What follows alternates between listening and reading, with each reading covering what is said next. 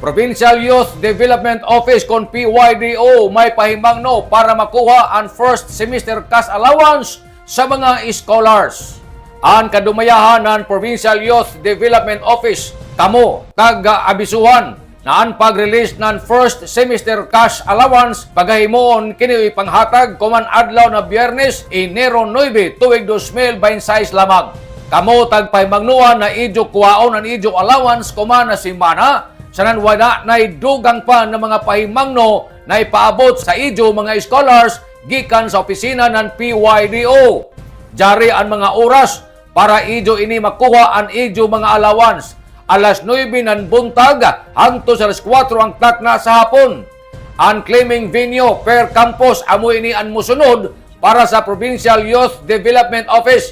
SNECO Main Campus, Old Scholars Only. SNECO Mainit Campus, New Scholars Only.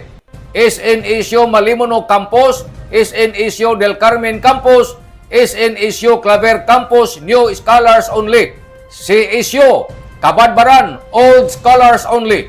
CECO Ampayon.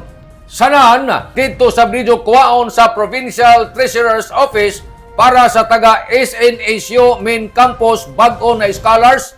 Sanahan SNECO Claver Campus ang Old Scholars Only. SNECO Mainit Campus Old Scholars Only. CECO Kabadbaran New Scholars Only. Dito ininidyo kuha sa mga opisina. Nanukad gikan diri sa Kapitolyo ini si Marictioners Marcon Sim Vlogs Mario Conales Simulan Mulaong. Salamat, maradyaw na adlaw natong tanan.